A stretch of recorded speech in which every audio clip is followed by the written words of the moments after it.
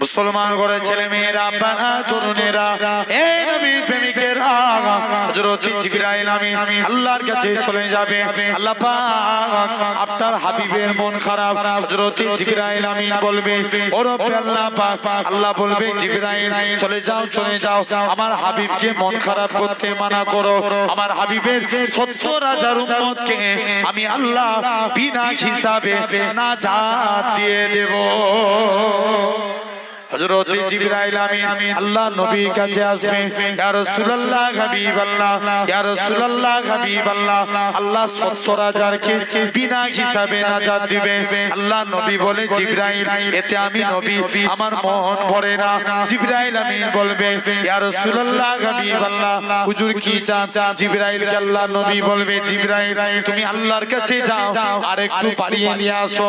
জিবরাইল আমিন আল্লাহর কাছে চলে যাবে, আর একটু বাড়াতে যাবে, আমার আল্লাহ জানাবে এই হযরতে জিবরাইল চলে যাও আমার রাসূলুল্লাহকে জানিয়ে দাও ওই ৭০,০০০ এক একজন ৭০,০০০ করে নাজাতে নিয়ে যাবে, যার পরিধি হলো একসঙ্গে ৪,৯০,০০,০০০ মানুষ বিনা হিসাবে আল্লাহর জান্নাতি হবে। কত কোটি? ৪,৯০,০০,০০০ মানুষ বিনা হিসাবে আল্লাহ জান্নাতি। কটা আলোচনা হলো? উম্মতের চিন্তা করলো। ইয়েস, তিনটে। লাস্ট নাম্বার আলোচনা কিয়ামতের দিন নবী উম্মতের চিন্তা করবে। সমস্ত নবীর উম্মতের চেহারা আগুনে পুড়ে পুড়ে কালো হয়ে যাবে, তাদের গলায় শিকল দেয়া থাকবে, পায়ে চেন, গলায় শিকল, হাতে আগুনের বেড়ি, কিন্তু আপনার আমার নবীর উম্মতের চেহারা কালো হবে না, তাদের হাতে আগুনের বেড়ি পড়াবে না, গলায় শিকল দিবে না, পায়ে চেন দিবে না। মালিক ফারিস্তা জিজ্ঞেস করবে আল্লাহ এরা কারা? আল্লাহ বলবে মালিক চুপ কর, এরা আমার হাবিবের উম্মত। কার উম্মত? হাবিবের উম্মত। তাহলে কাজে কাজে ভাবতে হবে সেই নবী জাহান্নামের দিকে একটা চেয়ার, জান্নাতের দিকে দুটো। জাহান্নামের দিকে কটা? জান্নাতের দিকে দুটো। নবী জিজ্ঞেস করবে জিবরাইল এটা কেমন করে সম্ভব? মুসলমান ঘরের ছেলে মেয়েরা বানা তরুণেরা এই নবীর প্রেমিকেরা হযরত জিবরাইল আমিন বলবে ইয়া রাসূলুল্লাহ হাবিবাল্লাহ, ইয়া রাসূলুল্লাহ হাবিবাল্লাহ, জাহান্নামের দিকে একটা চেয়ার, এটা আপনার জন্য। আপনার উম্মতগণকে যখন জাহান্নামের দিকে নিয়ে যাওয়া হবে, ইয়া রাসূলুল্লাহ হাবিবাল্লাহ, হুজুর জাহান্নামের দিক থেকে আল্লাহ জান্নাতের দিকে পাঠাবেন, আর জান্নাতের দিকে দুইটা চেয়ার, আপনার দুটো নাতি নওসায় রাসূল ইমামে হাসান হুসাইনের জন্য আপনি আপনার উম্মতগণকে জাহান্নামের দিক থেকে আল্লাহ জান্নাতের দিকে পাঠাবেন, আর আপনার দুটো নাতি সংবর্ধনা দিয়ে ওয়েলকাম জানিয়ে আপনার উম্মতগণকে আল্লাহর জান্নাতে প্রবেশ করাবে। তাহলে সেই নবীর দিল থেকে মহব্বত করে। তাহলে এক নাম্বার নেতা চিনলে, দু নাম্বার যদি আমরা জান্নাতি হতে চাই আগে নেতাকে ভালো হওয়া লাগবে। এখনকার যুগে নেতা ভালো না খারাপ? এখন বিচার ঠিক হয় না ভুল হয়? জোর করে বলো।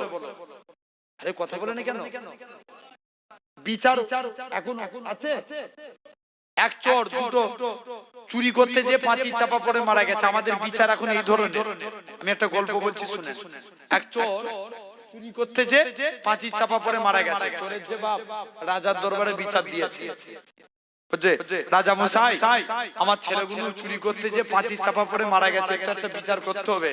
রাজা বলছে ঠিক কথা, আমার দেশের নাগরিক কমে গেছে, যা বাড়িওয়ালাকে ডেকে দে। তুই কেমন বাড়ি তৈরি করেছিস, তোর বাড়িতে চুরি করতে যে পাঁচি চাপা পড়ে মারা গেছে? রাজা বলছে দোস্ত আমার না, যা এরকম ভাবে। দু নাম্বার বলছে আমি তো বাড়ি তৈরি করি না, বাড়ি তৈরি করে রাজমিস্ত্রি, আপনি রাজমিস্ত্রিকে ডাকেন। রাজমিস্ত্রি বলছে রাজা দোষ আমার না, লেবার যেমন মশলা দিয়েছে আমি পাঁচে বানিয়ে ফেলেছি। বলছে ঠিক আছে তোকেও ছেড়ে দিলাম, যা লেবারকে ডেকে নিয়ে আয়। লেবার বলছে আমি যখন মশলা বানাচ্ছিলাম ওই টাইমে সবাই মিলে আমার হাতে এমন একজন হাতি নিয়ে দৌড়ে এসে বালতির পানিতে শর্ট করেছে, সব মশলা নষ্ট। বলছে তিন নাম্বার, বলছে যাও বলছে তুই হাতিওয়ালা ওই লোককে ডেকে নিয়ে আয়। এই তুই হাতি দৌড় কাটাচ্ছিস কেন? যে রাজা দোষ আমার না, এক মেয়ে এমন চুরির ঝনঝনা নিয়ে আওয়াজ করে যাচ্ছিল, ও চুরির আওয়াজ শুনে আমার হাতি ভয়ে দৌড়েছে। যে যা তোকেও ছেড়ে দিলাম, যা ওই মহিলাকে ডেকে নিয়ে আয়। মহিলাকে বলছে এই তুই কেমন চুরি পড়েছিস? তো চুরির আওয়াজ শুনে হাতি ভয়ে দৌড়েছে। মহিলা বলছে চুরি তো আমি বানাইনি, চুরি বানাই সাগরা। কে বানায়? সাগরা। সাগরাকে তুলে নিয়ে চলে এসেছে। সাগরার কোনো উত্তর খুঁজে পাইনি। বলছে যত দোষ তোর, এই তোর জন্যই দুটো চোর চুরি করতে যে পাঁচি চাওয়া পরে মারা গেছে। আর সাগরার গলায় ফাঁসি দিচ্ছে, গলা দিয়ে দড়ি বেরিয়ে যাচ্ছে। বলছে যা এই ঘাড় মুটার লোক খুঁজে নিয়ে আয়। ফাঁসি দুবো বলেছি, ফাঁসি দুবো। এখন এক মুড়িদ ঘি খেয়ে খেয়ে ঘাড় মুটা করেছে। মুড়িদকে তুলে নিয়ে চলে এসেছে, গলায় দড়ি বসিয়েছে, ম্যাচে ম্যাচ। মুড়িদ জিজ্ঞেস করছে রাজা আমার দোষ কি? বলছে তোর ঘাড় মুটা, এটাই তো সব থেকে বড় দোষ। পীর এসে বলছে রাজা আমার মুড়িদকে ছেড়ে দাও, আমাকে ফাঁসি দাও। মুড়িদ বলছে না আমার পীরকে ছেড়ে দাও, আমাকে দাও। দুজন মিলে ফাঁসি নিয়ে টানাটানি করে। এখন রাজা জিজ্ঞেস করছে তোমরা ফাঁসি নিয়ে টানাটানি করছো কেন? বলছে দোষ তো আমার না, কারণ এই জন্য আমি বলি যে তোমার বিচার ঠিক না। তোমার বিচারে যে গলায় দড়ি দিয়ে ফাঁসি দিবে সে আল্লাহ জান্নাত পেয়ে যাবে। রাজা বলছে ওরে সর্বনাশ, আমার দেশে ফাঁসি হয়ে অন্য দেশের লোক জান্নাতি হবে, এটা মানা যাবে না। ফাঁসি দিতে হলে আমি রাজা, আমাকে ফাঁসি দিতে। কত দিতে যাচ্ছেন না আমার ভাইরা? আমাদের বিচার ব্যবস্থা আজকে এরকম হয়ে গেছে। মনে করেন আপনি গরিব মানুষ, আপনার নামে একটা ঘর বেরিয়েছে, বলে আগে 10,000 দে তবে তোর নামে ঘর লিখব।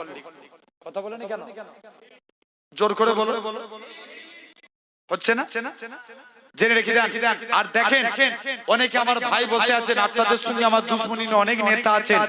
নেতা হতে গেলে ভালো নেতা হয়ে যাবে। আবু সাইদ, যাক আরো আলোচনা করবো না, 12:30 বেজে গেছে। জি না না ভাই, 12:30টাই শেষ করার কথা এখন।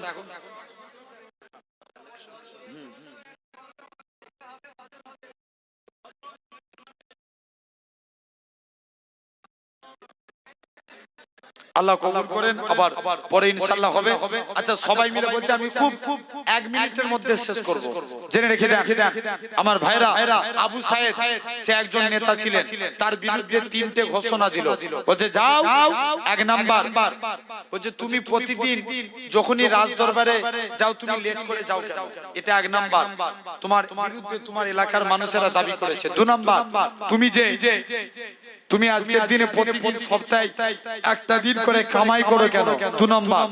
3 নাম্বার তুমি আজকের দিনে 3 নাম্বার কারণ হলো তুমি এরকম ভাবে তুমি সপ্তাহে সন্ধ্যের পর কেন কারোর বিচার করো না?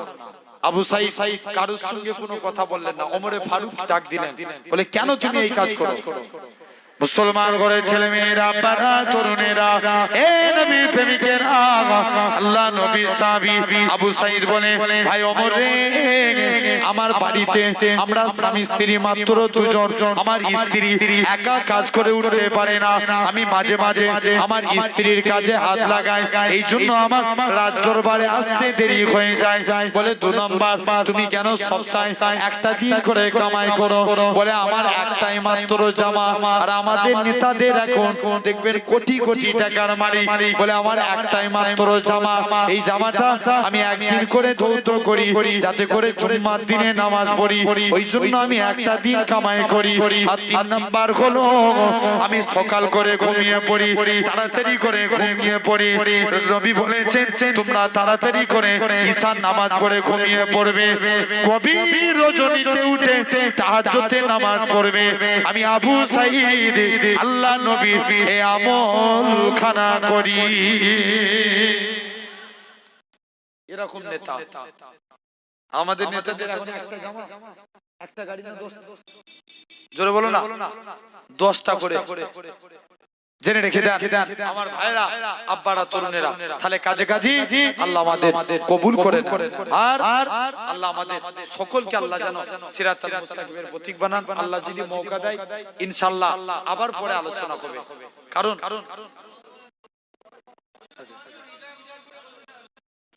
আচ্ছা জেনে রেখে দেন, গজল বলবো আপনার কি বলে এই ঈদগাহ ময়দান কি হবে নাকি ঈদগাহ ময়দান সংস্কার করা হবে এর জন্য আমি একটা ভাইয়ের কাছে চাইছি ঈদগাহ ময়দানে আপনারা নামাজ পড়েন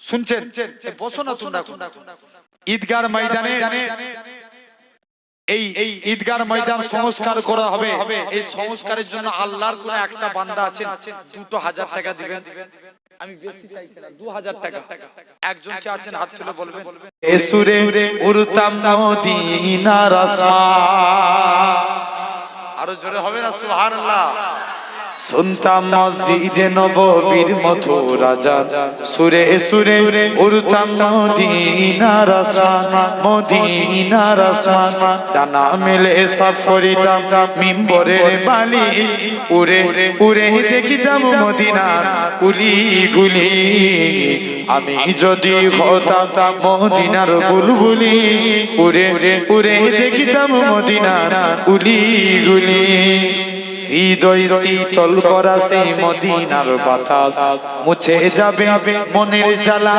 পেলে সুভাষ হৃদয় শীতল করা সেই মদিনার বাতাস মুছে যাবে মনের জ্বালা পেলে সুবাস মিটবে পিপাসা দেখিলে রওজার জালি উড়ে উড়ে দেখিতাম মদিনার উলি গুলি আমি যদি হতাম মদিনার বুলবুলি উড়ে উড়ে দেখিতাম মদিনার উলি গুলি দিনী রজনী রইতাম চে গম্বুজের পানে প্রাণ ভরে দিতাম সালাম নূর নবীর শানে আরো জোরে হয় না দিনী রজনী রইতাম চে গম্বুজের পানে প্রাণ ভরে দিতাম সালাম নূর নবীর শানে গুনগুনিয়ে গাইতাম দরুদের কলি উড়ে উড়ে দেখিতাম মদিনা কুলি গুলি আমি যদি হতাম মদিনার বুলবুলি উড়ে উড়ে দেখিতাম মদিনা কুলি গুলি আল্লাহ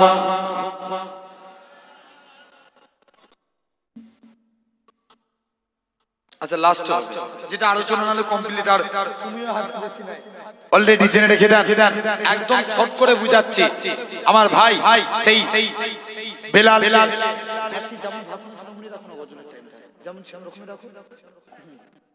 জেনে রেখে দেন সেই বিলালকে এখন নবীর পায়ের দিক থেকে তোলা হবে কোন দিক থেকে পায়ের দিক থেকে মাটিও বলতে পারবেন আল্লাহ নবীর কবর কোথায় কিতাবে এসেছে নবীর কবরের ভিতর থেকে নূর বের হতে থাকবে আরেকটু জোরে হবে না কি বের হবে নূর বের হবে জিবরাইল বলবে আল্লাহ যাই নবীকে এসে কবর থেকে তুলবে নবী কবর থেকে উঠি বলবে জিবরাইল আমার উম্মতরা কই জোরে বলবে না জিবরাইল বলবে হুজুর এখন সবার প্রথম আগে আপনাকে তোলা হচ্ছে এখন আপনার উম্মতদের তোলা হয়নি আল্লাহ নবী বলছে জিবরাইল তুই আমায় সান্তনা দিচ্ছিস আমার উম্মতগুলোকে জাহান্নামী করে নবীর মন খারাপ